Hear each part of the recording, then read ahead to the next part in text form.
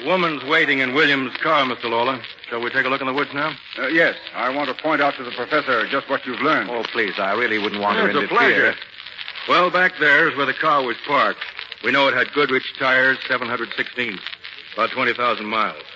A motorcycle officer recalls seeing a car that might be the one we're looking for. Oh? Did he see who was in it? A man, but he couldn't make a positive identification. Well, let's look at where he dropped the body. Richard. Yes? Are you going to be our guide? Oh, do you mean I'm walking in the right direction? Straight as an arrow. Well, now.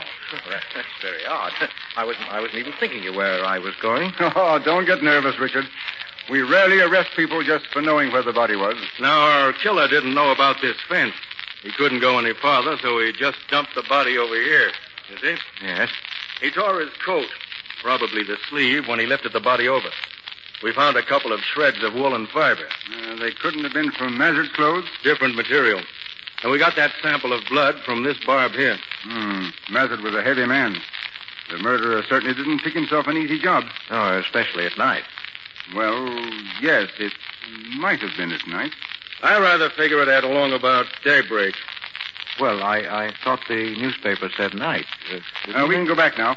Oh, say, what are those boards doing over there? The men put them there yesterday. They found some poison ivy. Poison ivy?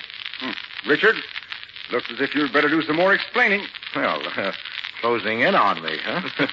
If you'd only confess, Professor, we could wrap this whole case up before lunch. Oh, no, not me. You're going to have to work for this one, Inspector. Just wait till he sees the woman. He'll break down completely.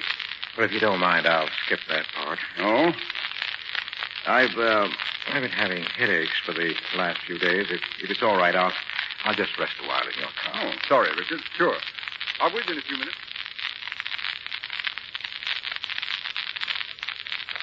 Well, how's the head? Feeling any better? Yes, a little, thanks. Well, we'll be on our way directly. What did the woman have to say? Very little. She's got something on her conscience. But what woman hasn't? Yes. Well, where did they find her? Second-class hotel off Broadway. She seems a lot too dingy for Mazard. He'd do better than that, I'm sure. Oh, cheap-looking? Bottom of the barrel.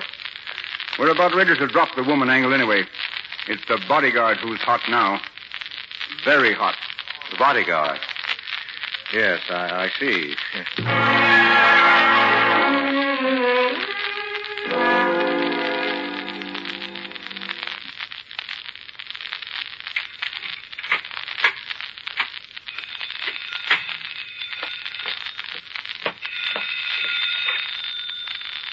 Hello? Professor Wanley? Yes? This is Alice Reed. Miss Reed, how did you know my phone number? How did you know my name? Have you seen the early editions? No. Your picture's in the paper. Congratulations. Will you please tell me what you're talking about? Well, wait a second. I'll read it to you. Here it is. Dr. George F. Reynolds, president of Gotham College, yesterday announced the promotion of Richard Wanley to head of the Department of Psychology. Yes, of course. I wasn't expecting it until 4. Did I frighten you? A bit. Everything all right? I suppose so, isn't it?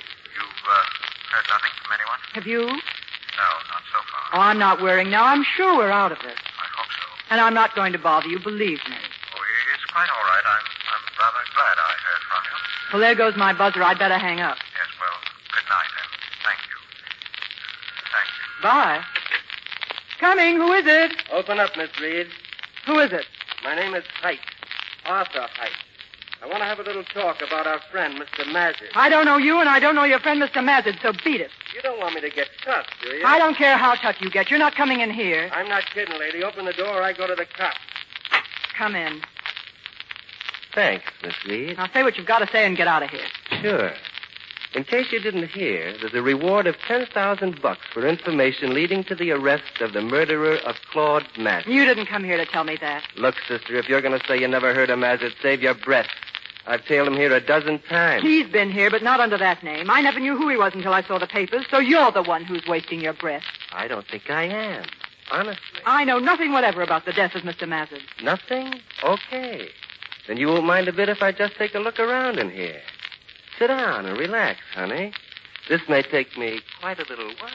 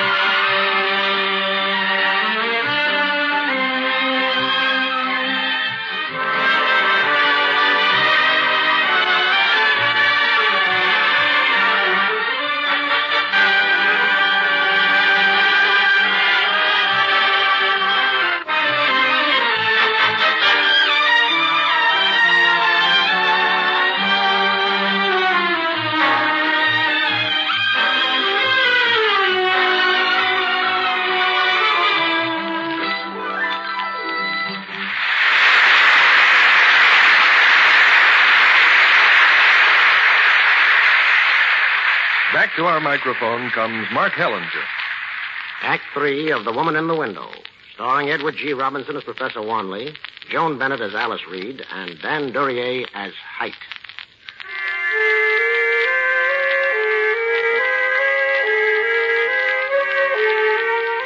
For nearly an hour, Alice Reed has stood helplessly by, watching her visitor search her apartment with frightening thoroughness. Her pounding heart is calmer now, for it's apparent that the bodyguard of the murdered man has discovered very little. Now that you've ransacked my rooms, Mr. Height, suppose you tell me what you're looking for. I wouldn't know that, Miss Reed, till I find it. But I'd be glad to settle for a trace of blood, or a photograph, or even a confession. Confession? I can't understand it. Everything here's been wiped so clean. Pretty good housekeeper, I guess. Thanks. Yes, sir, not a fingerprint anywhere. Not even where you'd think they'd be naturally. Oh, I picked up these scissors inside. Are these the ones he was stabbed with? They've been cleaned off real good, but I think I'll take them along. Anything else? As a matter of fact, there is. This, Miss Reed, this gold pencil. Oh. I found it in your dressing room. The pencil's engraved R.W. Now, that doesn't stand for Alice Reed. And it doesn't stand for Claude Mazard, either. Whose is it, baby? What's his first name? R for Robert? Or Ralph, maybe? Oh, I'm getting warm, all right. There's no question about that in my mind. All right, what do you want? Well, the way I figure it, you just don't want the police nosing around here. Is that right? Who does? Well, that's what I mean. Well, there's a $10,000 reward out for just the sort of information I got. But the way I see it, if I got $5,000 from you, I'd be perfectly satisfied. Are you crazy? I haven't got $5,000. Go on, go to the police and tell them whatever you like. You don't want me to do anything like that, Miss Reed. Mr. Mazard was a rich man. You can't tell me you didn't get something out of him. Don't forget, you'll be a lot better off dealing with me than the homicide squad. I have a pin and bracelet. They must be worth at least $1,000. Take them and get out of here. No, ma'am. Nothing like that. Nothing but cash. $5,000. Cash. You know you're just bluffing. If you can get a $10,000 reward, why should you be satisfied with my $5,000? Suppose I tell you to whistle for it. Do you want to take a chance on that? You see, honey, you killed Mazard, you and some guy. If you were in the clear, you'd have called the cops the minute I stuck my nose in here. That's why you got to look at it my way, don't you see? I'll have to think it over. Yes. You think it over and see if I'm not right. And I'll be back here tomorrow night. Now, don't worry. Just get the cash, and that'll be the end of the whole business.